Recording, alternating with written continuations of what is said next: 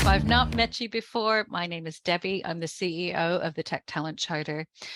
In these sessions, we are going to cover up highlights, but then we're going to have a practical discussion today on allyship. For us at the Tech Talent Charter, our financial year starts in September, so we're like schools. You've got us on summer holidays. We're planning, we're getting things ready for next year, and we're really excited about what's coming on. If you are involved in the charter, you're already probably getting some emails. We are now in the thick of our data gathering, to produce our report. It is the crown jewel of what we do, but we do know that that data gathering is challenging for some people.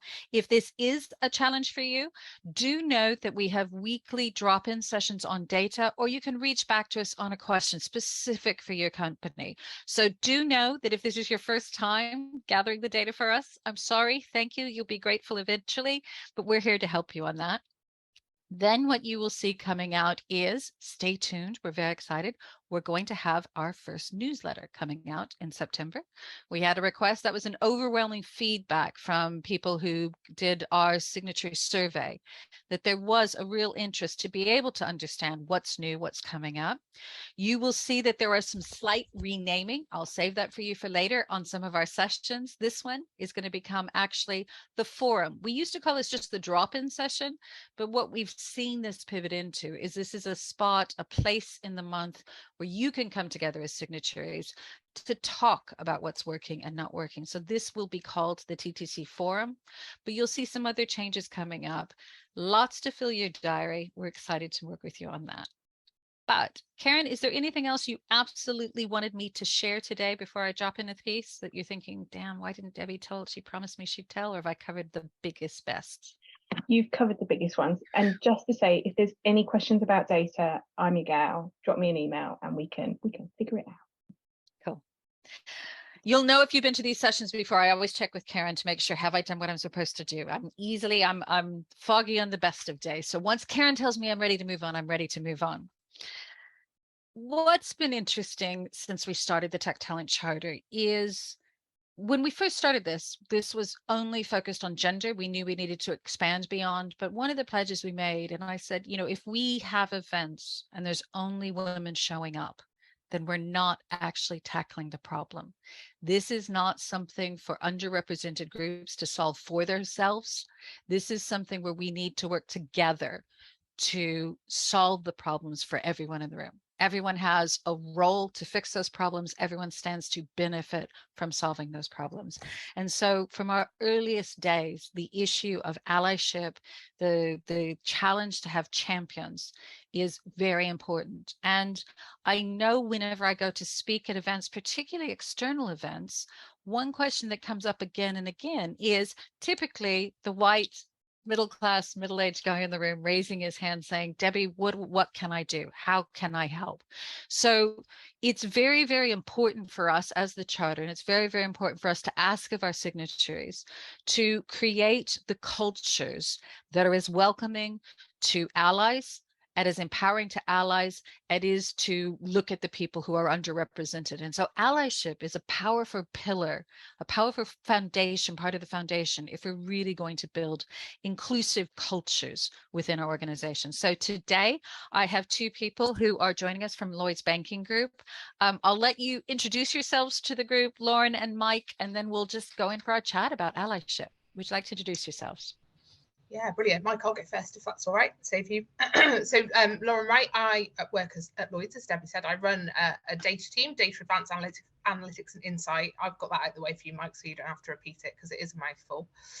And we're a team of data specialists, so engineers, data scientists, developers, but we are also real advocates for inclusion and diversity and inclusion for everyone, which is why we were really keen to be involved in the talk today. Thank you. And Mike? Yeah, no, thanks, Lauren. And I actually work for Lauren. So yeah, she's definitely done a bit of a preamble. I think just a tiny bit more about me. So I've worked for the organisation for about 17 years. So sort of started straight from college into Lloyds. Didn't really have a sort of tech or database background, but sort of found myself into this space and loving it, and wanting to sort of help be the change as much as I can be. Super. So what we're going to talk today, I think, is to go on a journey on, in the first instance, how can individuals become allies? You know, what are the barriers that need to be removed? What are the things we need to learn? But I want us to take the next step to say, how do we as organizations build up programs, support, empower allyship within our organization? And we're going to try and make sure that as Lloyds, you are a big organization, but we're going to try and think, what does that mean in smaller organizations as well? And hopefully some of you on the call can contribute on, you know, how is allyship going within your piece? I mean, Mike, do you want to start the journey? You know, as somebody, you know, the reason you're on the call is Lauren grabbed me, and the first thing she said when we talked about allyship was, you've got to talk to Mike. You've got to talk to Mike. So Mike, talk me through your journey, and then we'll see what we can learn from that to try and share with others. Yeah, no, thank you, Debbie. And I probably am the white guy in the room. I'm not going to say I'm middle-aged, but yeah. So yeah, and it's quite an interesting journey, I think, anyway. So I started off working for the group probably about 17 years ago. I worked in a call centre that was predominantly predominantly female, so fairly low-graded colleagues in a sort of call centre environment. And I really just worked there from college. I didn't really know what I wanted to do after college, and sort of ended up sort of staying, and you know, I've been here ever since, sort of moving between roles. But my journey, and I certainly didn't start off with a sort of inclusive hat and you know, even recognising my own privilege. And I think over the years, you know, as I've matured and as a person, I've recognised that I am in a privileged position. So you know, I didn't attend university, but that was by choice. That wasn't necessarily, you know, because I didn't have that as an option. You know, I'm reasonably intelligent. I've sort of, you know, had roles where I haven't necessarily had to, you know, worry about what the hiring manager might be like, or might look like, or their preconceptions of me. You know, they're typically, you know, white males or females that have hired me in the past. You know, and it's never really crossed my path until, you know, probably the last few years, that, you know, not everyone is in that privileged position as myself. And I think the sort of aha wake up moment for me was, you know, probably a few years ago, probably just before I joined Lauren's team, actually. So I can't give her all the credit for this, where I sort of started realizing that, you know, things weren't, you know, quite as rosy for everyone else. You know, I'd had, you know, quite a nice career path up until that point. But, you know, I sort of recognized that, you know, colleagues that didn't necessarily, you know, weren't necessarily the same as me, you know, were not maybe experiencing the same sort of trajectory. And I sort of, you know, started getting a bit of a wake up call that, you know, perhaps, you know, things weren't as easy for them. And you know, not necessarily just in the organisation, but, you know, my friends and family as well. So my wife, for example, so her career, you know, seems to have been stunted. And, you know, you see males being promoted in the organisation that she's in. You know, they seem to have the same sort of backgrounds, you know, same sort of education, and yeah, they just, you know, there's clearly something sort of undermining all this. And, you know, that's what got me waking up that, you know, perhaps there was a bit more.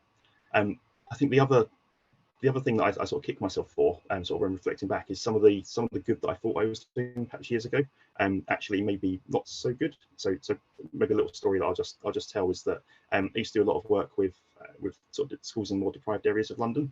So sort of helping them out, you know, trying to educate them, helping with sort of CV skills and things like that. Sorry, my doorbell's gone. Someone's at the camera. Sorry, I don't think to get it. Just to interrupt my train of thought.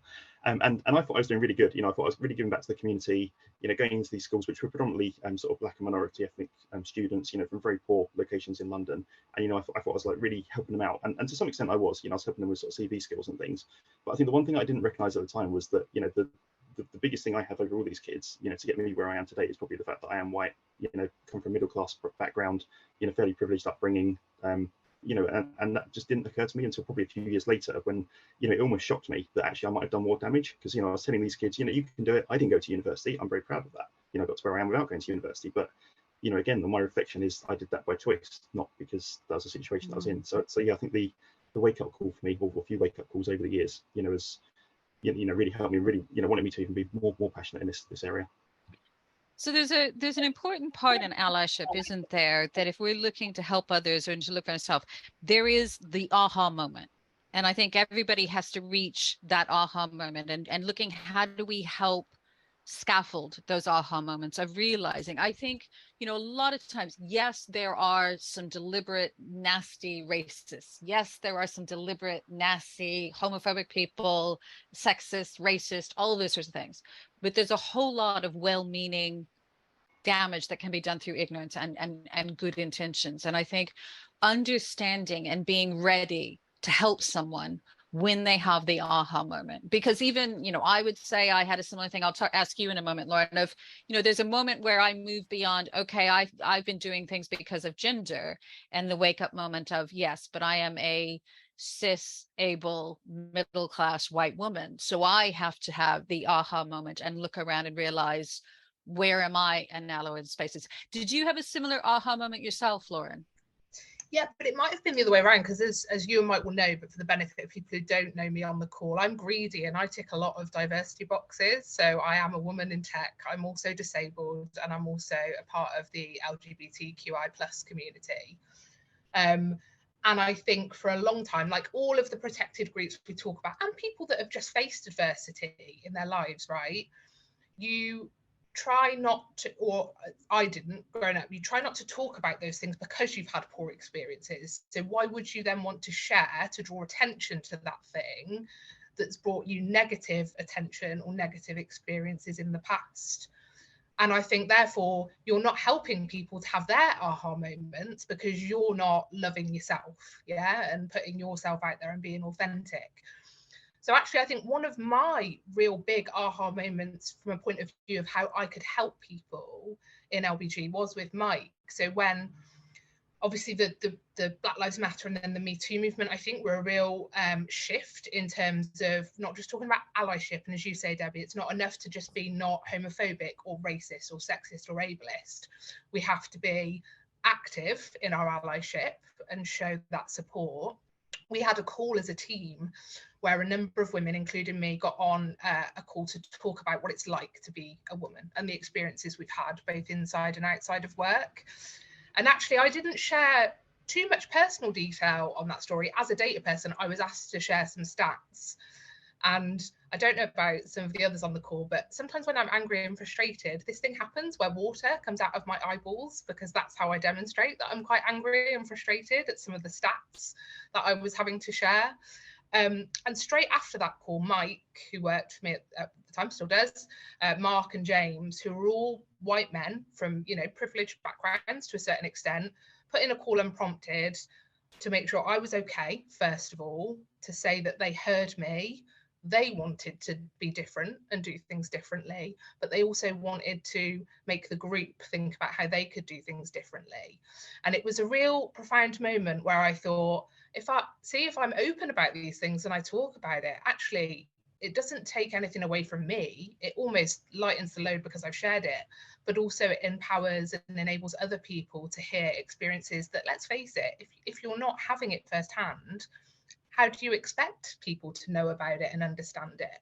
So I think that pushed me as a leader to be much more authentic and share, since then I've shared about my disability, which I never had before, my sexuality, which I'd never talked openly, not because I was ashamed of who I was perfectly myself outside of work, but there was this perception in work that I couldn't share that because it might limit me or people might judge me. So I think that was a real aha moment for me, definitely. So what I'm hearing, if I were trying to distill this for people on the call, it's about, one, being ready when the circumstances just organically allow it, but to create those opportunities that have safety, psychological safety, for people to have those aha moments, to find the courage to bring their authenticity. And it is important. I think, Lauren, it is particularly powerful when leaders can be empowered and supported to bring that vulnerability for the table, isn't it? Because it gives that permission, that sense of additional safety where we bring those things through. So it's about understanding. So you were saying that there were calls, and this is interesting. This was not a big company-wide call, was it? This was team. And I think this is the thing to understand. When we talk about allyship programs, yes, there is power, isn't there, on the big company-wide stand-up talk about. But real change comes more often within teams, when smaller groups, with eyeballs, where people can bring humanity to that. And then it is some data, but it's some storytelling and space, and recognizing that those aha moments usually happen after, that the follow-up after comes through. All right. So when the allyship journey begins, Mike, you've been on it. Lauren, you've seen how you can enable it. I've tried to come on that journey. There are barriers that we need to help remove? And Lauren, I think I mentioned one time when I was on a panel and talking to your group, there were some powerful things said of, if we're giving advice, if we're setting up structures that help people become allies, what are the barriers? What are the things that we can do to equip and empower our champions? And I'm glad you brought up that session, Debbie, and I know we talked about it afterwards, but one of the things that made me most proud of my team, so again, for those that don't know, my team is about 25 people, was we talked a lot about the groups that tend to feel othered, some of which we've reflected on here, you know, ethnic minorities, women. And actually, the first hands that shot up were all of my white male colleagues in the room that were like, what can I do? Because I want to help here. You know, I want to help the females in the team. I want to help my daughter or my wife or whoever that might be. So that was amazing. I think it's a two-sided coin, right? Because inevitably when you are talking about some of these protected groups, and I reference being a tick box, they don't like to just be helped because they tick a box on a survey, right? They're people and they want to be treated equitably because they deserve it, right? That's all this is about. Everyone deserves to be included and treated equally. But you also don't want to disenfranchise those people that don't tick those boxes, because they're really important too. Inclusivity at its core is about everyone having a place at the table and being able to be their full selves. So I think you need to be careful in how you broach it so that you don't alienate people. I know last time we got together in, or not the last time for that, in Edinburgh, I talked a lot about me personally, where I see people behave like that, I will never call them out. I want to have a separate conversation with them to understand why they feel like that, because that's not how I want people to feel. And that's where setting up these smaller calls that are with people where they can share their opinions in a safe way. We almost set up rules of engagement for those calls that I talked about, that kind of laid out the terms and conditions you were signing up to by coming to those, which was about active listening, conversational turn taking, respecting other people, and that their experience will be very different, even if they tick some of those same boxes as you, and that they've got that support and safe space to have their opinion, even if it might be different to someone else's. So I think that's really important. And just setting those common values and understanding of those values across the team. You know, we have a value at Lloyds which really resonates with me, which is to embrace our differences, to value everyone, no matter who they are. And I think, you know, setting those kind of values up top so they kind of perpetuate the organisation is really important. And Mike, can you build on that? What are the other things that you feel for yourself and for those around you that you've been able to do or put in place to help you be a better ally? Yeah, I think to me, and as an ally, it's one of these weird ones. It's inherently uncomfortable being an ally because you're not in that space. You know, you haven't necessarily got the same sort of background as, you know, the person that you're trying to be an ally for, and therefore, you know, it's almost hard to get into that space. So once you're, you know, sort of through that barrier, then, you know, it does become easier, and, you know, it becomes easier to be allies to more people, which is great. But yeah, it's that initial uncomfortableness, and I think, you know, the way that Lauren's described it, you know, sort of having smaller groups of people, rules of engagement, you know, where you've got so even like the facts and figures that Lauren was sharing, you know, they're objective, they're not necessarily Lauren's perception, but they can start to trigger those conversations. It's almost like creating those catalyst moments that enable, you know, more people to start opening up, to start thinking about it. You know, it's all about psychological safety, as you sort of said before, Debbie. But you know, once, you know, I think we found that once we'd started opening up those little cracks, you know, it started gathering momentum, and it moved from, you know, being those sort of small sessions that might have just been Lauren's team, you know, to a bit wider, and then we'd have other people from the organisation saying, hey, you know, looks like you're doing some great stuff. You know, we'd love to have that within our area and to be able to talk about this. And that's not, now that we have, you know, we don't necessarily have a group-wide culture session, you know, they're still sort of intimate to the teams, which I think helps even more. But, you know, it's almost like the whole culture of the organisation is changing because of these sort of small movements that are happening. Okay, so what I'm hearing is, one, we need to help capture that for the ally in the conversation to get comfortable with being uncomfortable. That discomfort is part of the price we need to pay to be in there. And I think there needs to be a humility, because I think one of the things, Lauren, the event we had in Edinburgh, that when someone in the audience said was one thing I should do to learn to be an ally, and someone in the panel said, learn how to apologize. It is that sense of, as allies, and letting people know, because I think a lot of people don't do that because they're afraid of getting it wrong. All right. And that fear of getting it wrong is powerful. And we tell ourselves, and I think it's a rationalization for us, that we tell ourselves that's why we're not going to do anything, because we don't want to hurt anyone and we don't want to get it wrong. But actually, it's more hurtful sitting back in that perspective. So I think there's that bit of creating the psychological safety, creating that acceptance of there's going to have to be humility, accepting that there's going to have to be that discomfort. But I'm hearing from both of you that this is best placed through organic growth, not through big structural growth. I mean, where I hear this in other companies, and I'll be interested to see if other people on the call had this, this is more often employee resource groups that begin to open up to bring in allies rather than a big recruitment drive of let's get as many allies on this, etc. What are your feelings on that of small organic human growth as opposed to big initiatives and big launches? What are your thoughts, both of you? Just before we get to that, Debbie, to pick up, because I think there's a really good point there about apology, but also just showing up, right? Because I think I said to that person in the room, you are being an ally by not being part of the LGBTQI community and coming to this event. I know Mike recently took his young daughter to her first Pride event, which absolutely filled me with such joy. So just showing up, we see so often that we have women's sessions where 95% of the audience are women who might not have had the same journey, but will resonate with some parts of it. Mike went to, I think you went to a menopause session, didn't you, really recently, Mike, which was aimed at men, and he was one of the only men there. So how do we, Tracy Wadsworth, who Mike used to work for before me, calls it the passive massive, how do we engage with those people that hopefully are still allies but are passive in their allyship to try and engage them? And create a sense of permission as well, because if you talk to some people, they'll be saying, I don't know if I was allowed in the room. I don't know if I, so that sense of, and again, it goes back to that human connection. Who are we inviting? Who are we bringing along that would love to have you in the room for this? And then to be clear on the tone of what those meetings and discussions are.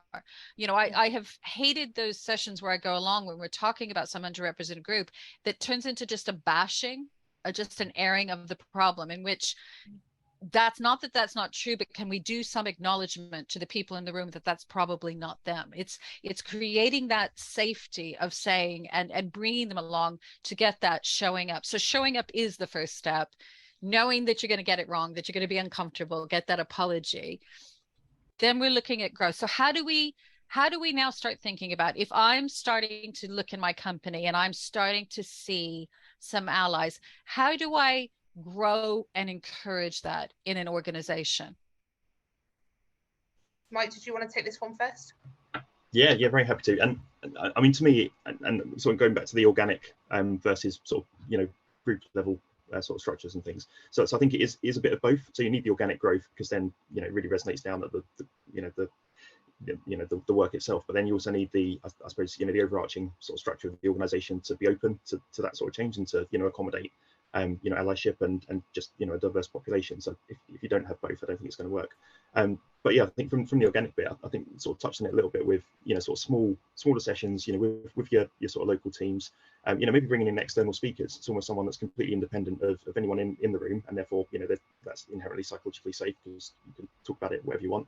And then almost have sort of discussions afterwards. So again, that's sort of how we've sort of formed Sunval. So, you know, we've you know, if you used stats and figures or used unfortunately, you know, big catalyst events like the Me Too movement or Black Lives Matter, you know, to have those conversations, because we know you know, they will impact us, you know, the global, you know, challenges, and really just building from there. So, you know, you need the catalyst, you need the organic growth, you need, you know, a few people to start, you know, talking openly. And, you know, if you can get senior leaders to do that's great, you know, talking about their own experiences, and then, you know, hopefully that's now creating a sort of more psychological safe space for others to start opening up more and more, you know, keep that conversation going.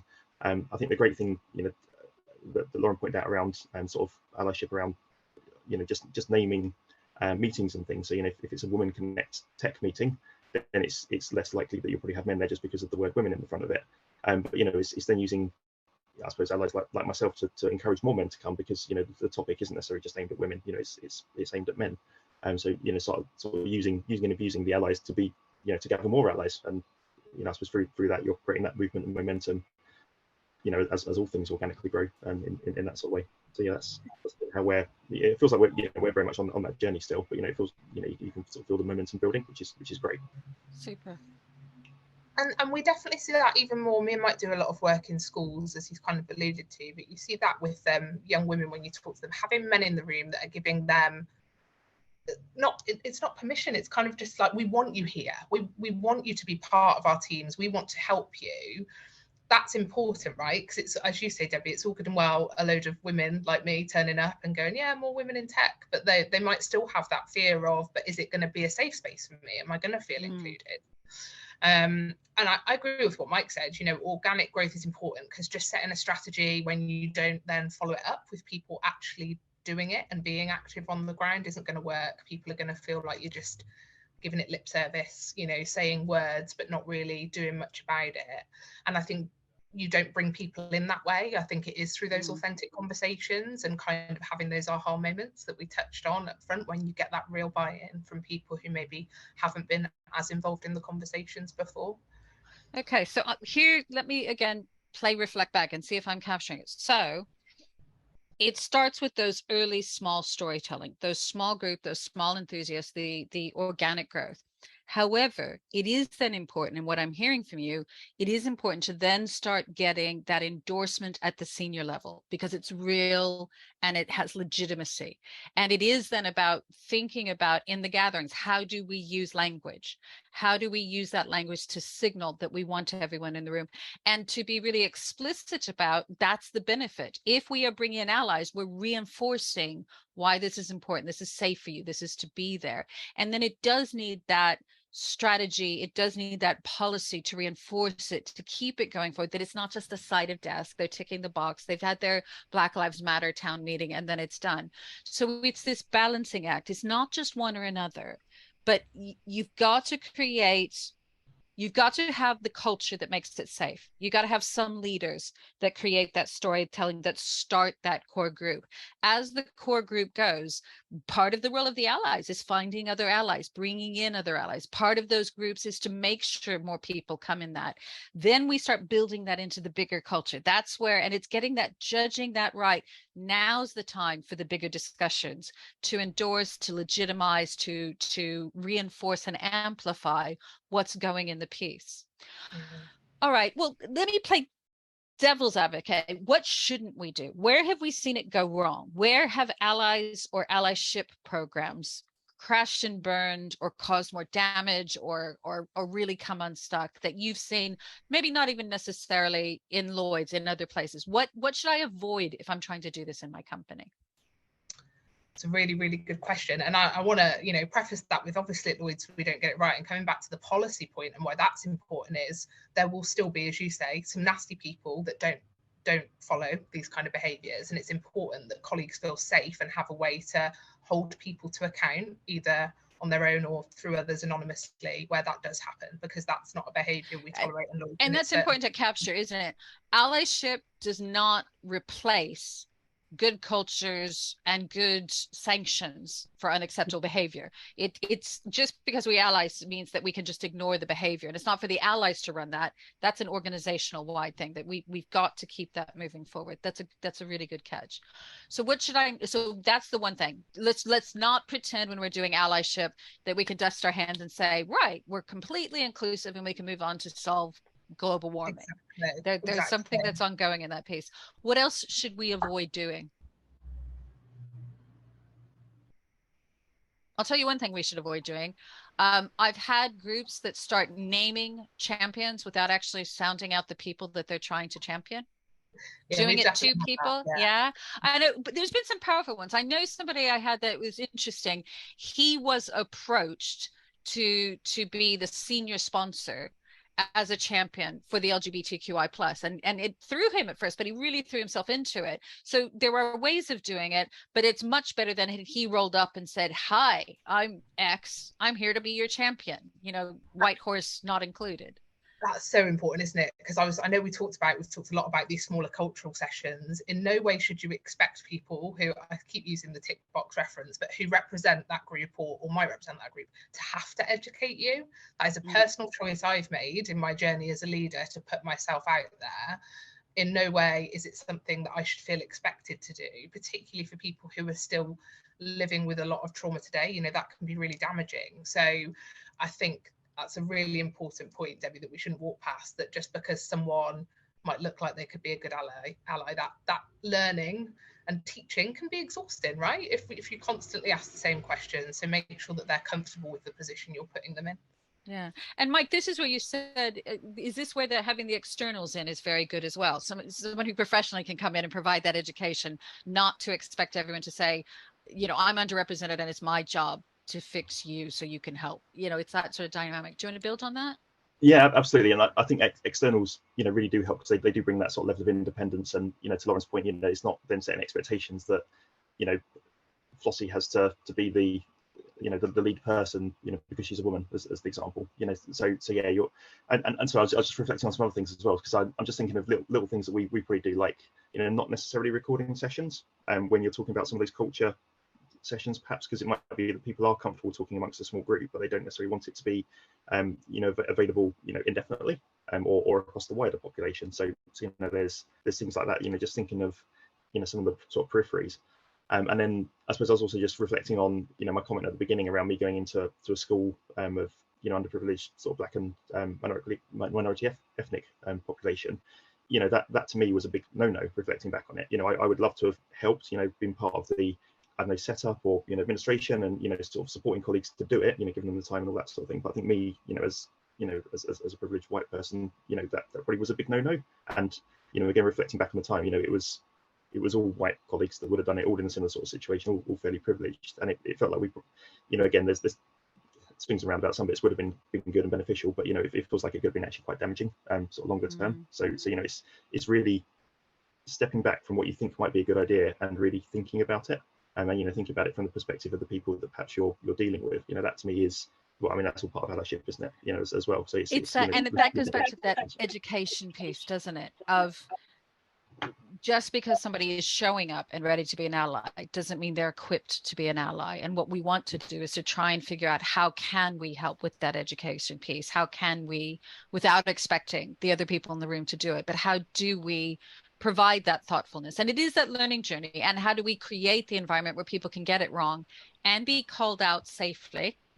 Yeah. And to have that change. Now, let me say, is there anyone else on the call that wants to share things they've seen work, not work? But while you're thinking about that, let me ask the group, if I'm an SME or I'm running something like Tech Talent Charter, right? So we are 7 people behind the scenes. So I do not have employee resource groups. I do not have, what do I do? How can I build that greater culture of allyship within my organization if I'm a small organization and there's not those degrees of separation? It's all very close and claustrophobic. What do I do?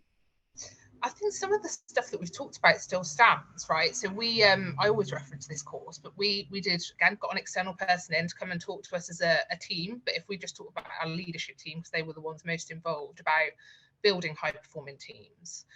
And a lot of that was framed around understanding a little bit more about our kind of nature and nurture and the things that make us who we are. And bearing in mind, I had worked with some of these people directly, and I like to think I'm a pretty good line manager for a long time. And there were things that came out on that call that I had no idea about, and there have been times when I've had people who are part of the same communities as me, and we haven't talked about it for months. So I think small safe spaces where you can try and bring down some of those barriers, because let's face it, the days of kind of having this work compartmentalized from life are separate. We should be able to bring our full selves to work. It's important, and I think it makes us better at what we do. Even in small organizations, I think really help understanding how you then communicate with each other. Life experiences will dictate how you react in stressful situations or happy situations. So I think those conversations still work no matter the scale of the organization. And I think it's particularly if you're thinking in small organizations, thinking about, if you're a small organization, your underrepresented people are particularly underrepresented. And so I think some one-on-one conversations or safe conversations to find out how comfortable they are to begin broaching that and doing that is really important, so that person feels safe to begin talking about that. And it is about, I think, a thing that is important in allyship, as I've been gently educated on this with some friends and family, is understand an ally is not here to do things for me. All right. And you know, this is not the thing that I'm going to jump in. It's my job to jump in. If anyone says something wrong to you, Lauren, this is what, because that can be the most disempowering, patronizing sort of way. So really creating those safe ways of, when is being an ally, I just make eye contact with you to say, and then have a conversation after, creating that sense of what works and doesn't work. And don't assume because you figured out how to do it with one gay friend that works for all people who are LGBTQI plus, or, oh, I have a neurodiverse friend, so don't worry, I know how to help you. It is that it's beware of our overconfidence in these sorts of ways. Yeah, absolutely. And it's the active listening part, isn't it? You know, if you show up with an open pair of ears and just listen to what that person has to say and what they want to share, I think that's a really great ally. All right, let me throw open to the group. Does anyone have anything to say? And I would just be interested, if you're in the call, without having feeling you have to give too much in, if you had to say, let me ask you in the first instance, and can you just put in chat as a sort of vote thing? If I say, 1, my company is really early on this and I'm trying to figure out how to get it off the ground. 2, I'm here because I've got something going and I'm here to pick up tips and think about it. Or 3, we've been doing it a lot and I might have something to share. Could everyone just weigh in on the chat? Where are you as a company, so we get a sense of where the discussion might be? While they do that, Debbie, as well, I don't know if Mike agrees, but again, not wanting to say massive things about Lloyds, because we've got some great networks, right? Our networks, I think, are one of the best things about Lloyds, but they've always been tailored at the people who fit into that network. And we've more recently tried to really embrace the allyship side of things, with things like recognizing great allies, be that to the, you know, Rainbow Network, which is our LGBTQ community, or Reach, which is our ethnic minority community.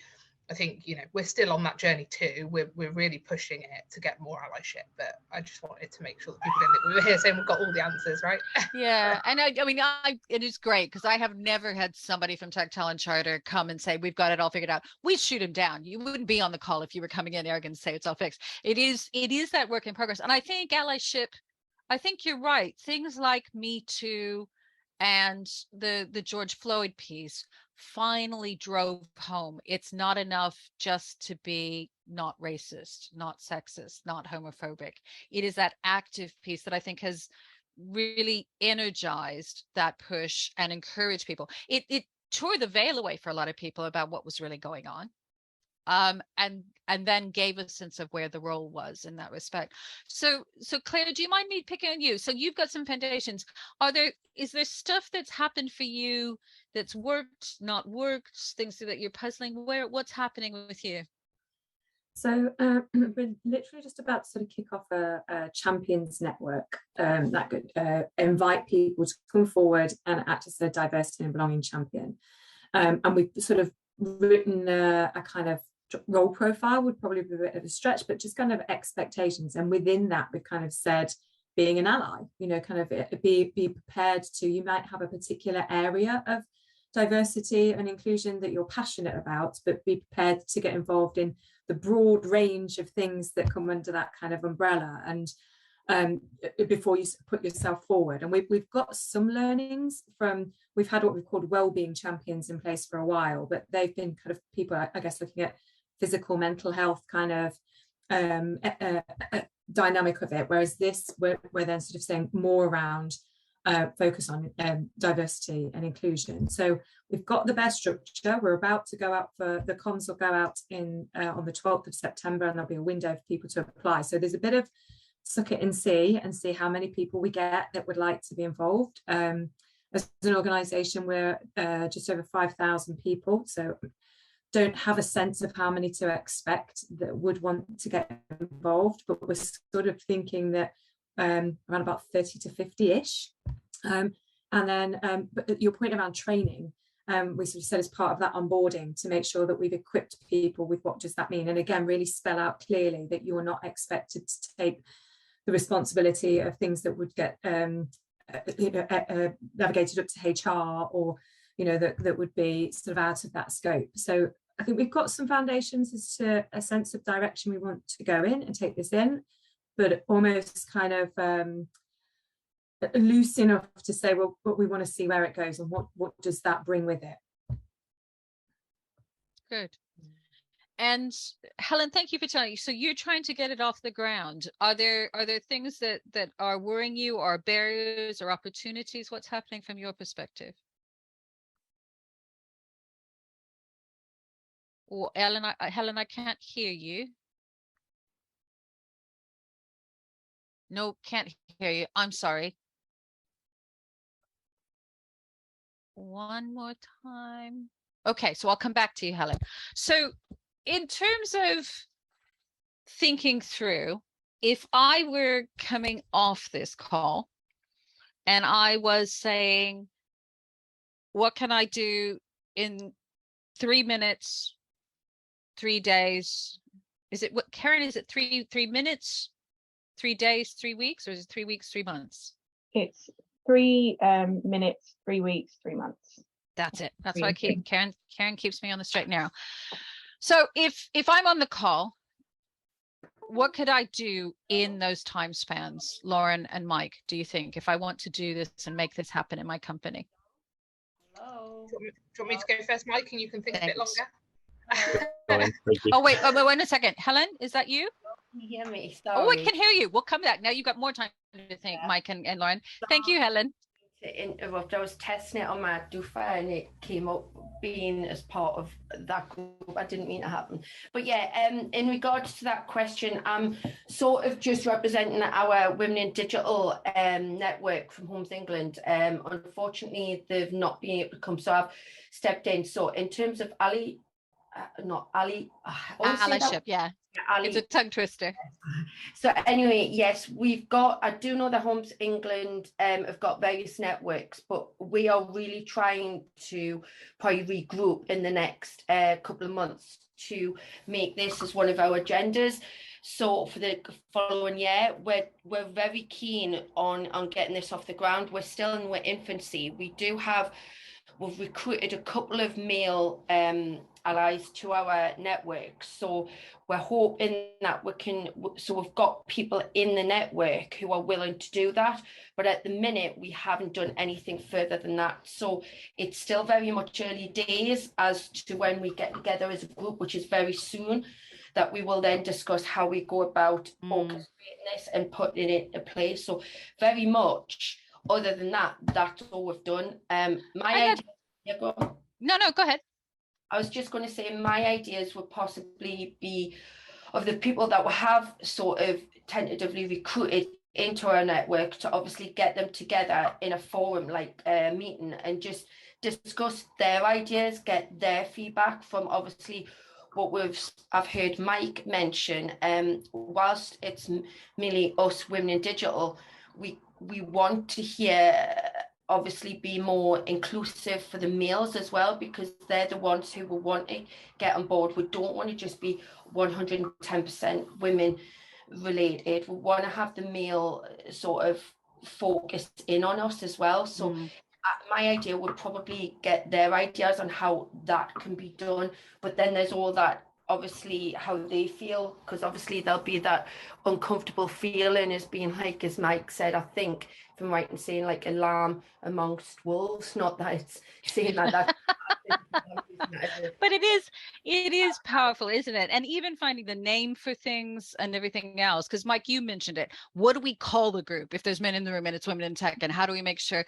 So there it is, that grappling with how do we open it and make this welcoming to them to do it. I mean, Lauren, Mike, Claire, do you have any ideas on how you do that to help create and make that easier to do? I just love that, Helen, by the way. And I know Mike makes me proud every day when I see him with his daughter, but he always reminds me of my dad, who was a very good girl dad. And like, I never had that blocker where my dad limited what I felt I could achieve as a woman. That was never even part of my mind until I was older and people started going, why are you here? You're a woman. So I think it's great to want more men, because it influences that and that perception. I think coming back to me for the 3 minutes, it might, the personal pledge, I think, is something I'd encourage everyone to do on the call. What actually active action can you take? And Helen's talked there about thinking about getting more men in the room. I think that's a great one, and one me and Mike grapple with all the time, because a lot of the time he is the only man that shows up to these things when it's about women and other elements. Then in the 3 weeks, I think you start to formulate that plan, but keep it limited, keep it smart. You know, we often, I think in anything we do, right, we want to overachieve, and we can almost try to do too many things and not do any of them well. So really focus on what are those key things that are going to make the biggest difference.